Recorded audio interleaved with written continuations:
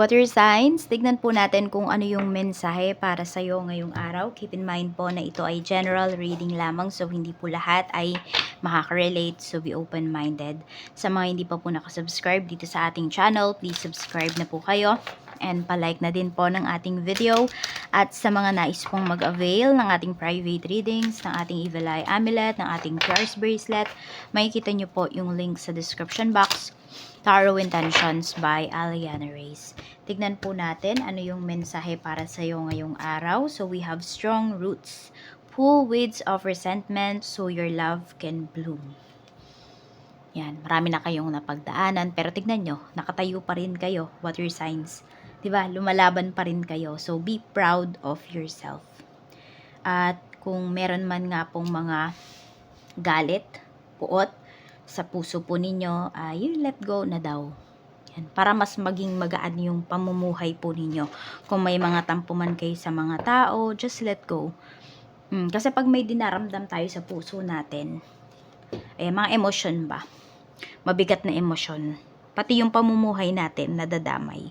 Kaya, talo talaga yung mga tao na matatampuhin. Totoo yan, kaya iwasan nyo maging matampuhin, iwasan ninyo na ng sama ng loob towards other people.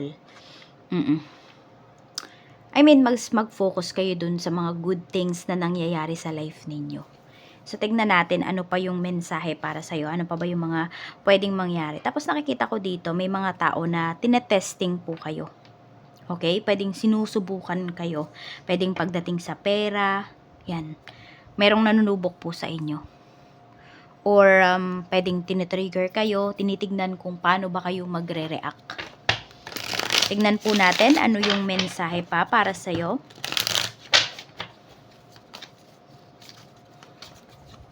We have the devil. Diba? May nanenesting talaga sa'yo. Tapos yung iba po sa inyo, you feel trapped ba pagdating sa isang sitwasyon? May mga tao dito na mahilig mag-utos sa'yo. Kahit sabihin natin, hindi mo naman sila boss, hindi mo naman sila, hindi ka naman nila binabayaran, pero mayroon dito mahilig mag-utos. We have King of Wands.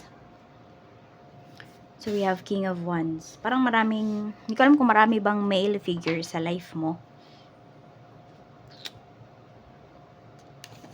We have Temperance. Lagi kang may pinagpapasensyahan or pwede ngayong araw na to, sobrang pagpapasensyahan mo yung isang tao.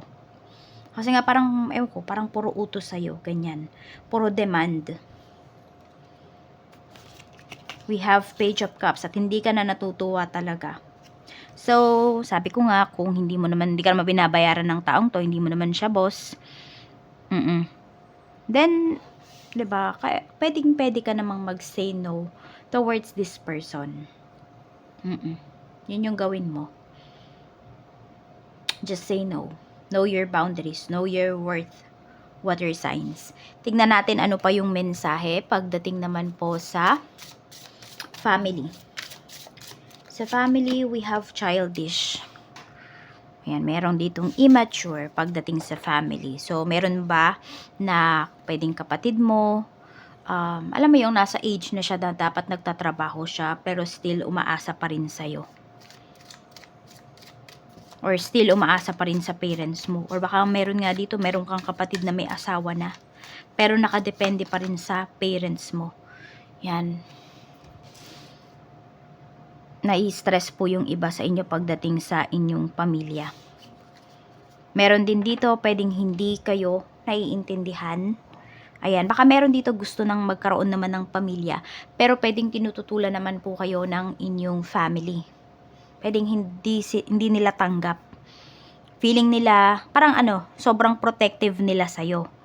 Yan, meron din naman po dito. Or baliktad, pwedeng kayo yung parents, 'di ba? Kayo yung parents, ito yung parang tingin niyo sa anak ninyo na hindi pa siya ready magpakasal. Pwedeng tinututulan po ninyo yung kanyang love life. Check naman natin pagdating sa mga kaibigan mo. We have message. Okay, matagal na ba kayong hindi nagkakausap ng mga friends mo? Para ang dami-dami nyo ng kwento sa isa't isa. We have 9 of Wands. Yan. Or may umiiwas. We have the Hermit, parang tahimik nga lang talaga. Siguro hindi naman sinasadyang umiwas, pero yun lang, madami lang talagang mga, sabi na lang natin, yung friendship ninyo, pwedeng hindi nyo priority as of this time. Kaya, ayun, madaming kwento dito na naiipon na. Check natin, pagdating naman po sa kaperahan po ninyo, we have the X. Uy, meron bang utang sa inyo yung ex nyo? Yan o. The energy niya yung lumalabas dito. We have 5 of Wands. Okay. You know, yung iba sa inyo, meron ba kayong naging ex dito na ginamit lang kayo because you have the money? Yan. Yung mabe-benefit lang talaga sa inyo yung kinuha sa inyo. Mukhang ang dami mong nakaaway dahil sa ex mo na to. Tas yan, pwedeng nahirapan din kayo pagdating po sa pera. Mukhang hindi naman pala iniiwasan. Pwedeng siya, umiiwas na siya sa'yo ngayon kung sinisingil mo man siya. Pero ikaw kasi dito, nandito yung energy na ayaw mo siyang patahimikin hanggat hindi siya nagbabayad sa'yo. Hindi dahil sa mahal mo pa yung taong to. Kung hindi, ang habol mo na lang din talaga sa kanya. Kung may utang man siya sa'yo, bayaran niya. Yan. Mukhang dun yung iba sa inyo, dun kayo nai-stress sa kanya. Tingnan natin ano pa yung mensahe pagdating naman po sa mga mag-a-apply ng work. We have pop up. Yan, yung iba sa inyo. Medyo mahihirapan po kayo. Siguro dahil ano ngayon? Ano yon? Ghost month ngayon. Kaya yung iba sa inyo, ayan, may struggle talaga kayo sa paghahanap ng trabaho. Sabihin natin, baka nitong mga bago pa mag-ghost month, nahihirapan na kayo. Pero mas mahihirapan kayo ngayon. Alam mo yung parang mas doble yung struggle mo sa paghahanap ng trabaho. Pero wag naman po kayong mawalan ba ng pag-asa. Sige, magpasa lang po kayo ngayon ng resume. Ngayong ghost month. Kasi pwedeng pagkatapos nitong ghost month, ayan, ay meron po ditong magbigla na lang mag-message sa inyo. So, huwag po kayong panghihinaan ng loob. Check naman natin sa mga may trabaho. We have Page of Pentacles. Parang hindi kayo makapag-focus sa trabaho ngayon. Na-overwhelm yung iba sa inyo. Pwedeng may mga good news na natatanggap yung mga may current work natin dito. Tapos, nahirapan kayo mag-focus sa work ngayon. Parang sobrang saya nyo po kasi. Yan, na-overwhelm kayo. Check natin sa mga nag-aayos naman ng papeles. We have, ayan, high value, pero nakabaliktad kasi siya. Tignan natin. We have Queen of Swords. Nag-overthink yung iba sa inyo. Medyo matagal-tagal na din ba kayong nag-apply? Naghihintay pa rin kayo dito. Tignan natin. Okay, maano nyo naman po siya. Matagal lang talaga. Ayan, pwede kasi na hindi pinaprioritize yung papers mo. Pero but do not worry kasi, ayan, makaka-receive naman po. Ma-approve naman siya. Medyo may delay nga lang talaga. So, parang kunwari, ito yung expected month ninyo na darating yung approval, pero hindi siya mangyayari. Pwedeng ma-delay pa siya. Tignan natin sa mga ano naman po. Ayan, ay sa papeles. Okay, sa mga magbabalak mag-business. So, we have make it rain. Kung magbe-business daw po kayo, wag nyong ilahat yung inyong pera dun sa business. Wag ba isang bagsakan? Yung tipong, ito yung, kunwari, you have 200k. Tapos, yun yung naipon mo. Tapos, yung 200k na yun, ipang-business mo yun, wag daw po. Kung pwede nga, 20k muna yung, kunwari, yung ilagay mo sa business. Pag-aralan mo muna yung business. Then, pag nakikita mo na lumalago siya, tsaka ka mag-add.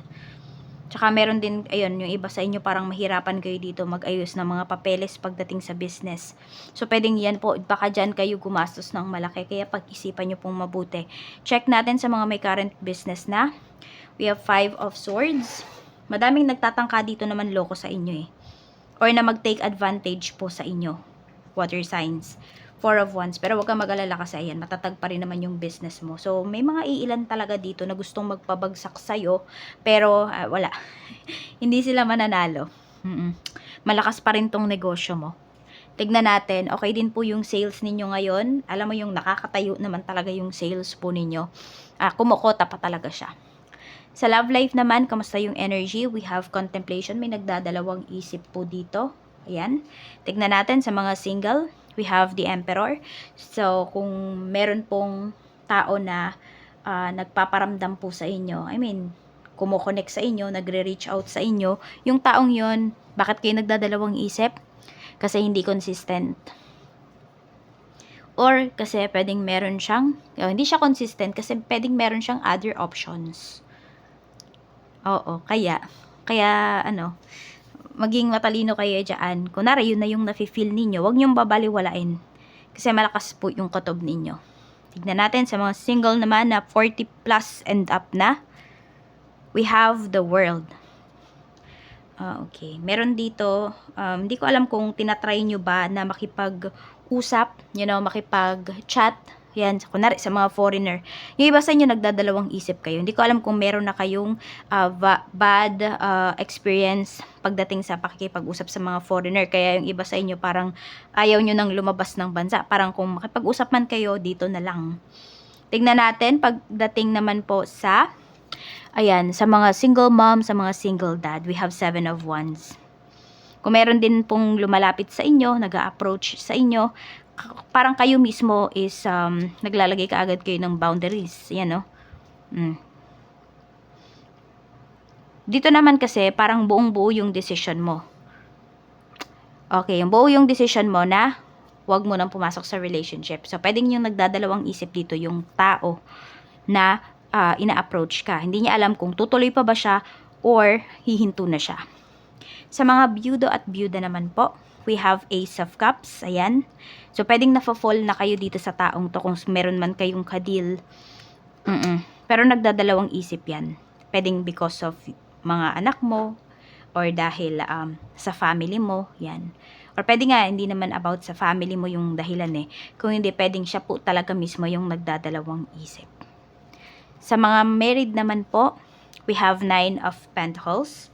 Okay, so ang nakikita ko lang dito, pwedeng sa pagtatrabaho mo to or sa pagtatrabaho ng asawa mo.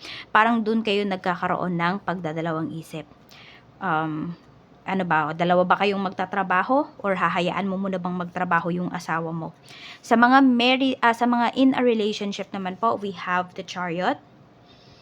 Yan. So, ang ano lang dito, ang nakikita ko dito, pwedeng may isa sa inyo, pinanghihinaan ng loob. Sabihin natin, yung isa kasi successful. Pero hindi naiinggit ha. More on, para bang naiisip ng person mo na parang, kunwari, siya yung, ikaw yung mas angat yung trabaho, ganyan. Ikaw yung mas successful sa inyo. Parang naiisip niya na, parang hindi mo siya deserve, ganun. Kasi, ito lang yung kaya niyang ibigay sa'yo. Pinanghihinaan po siya ng loob. Yan. Parang nagsi-self-pity siya. Yung ano mo, person mo. So, yan, pag-usapan nyo yan. Kasi, pwedeng bumaba yung ano na, yung kanyang self-esteem. Or baka nga yung iba sa inyo, yung self-esteem po ninyo yung bumababa kung the other way around naman.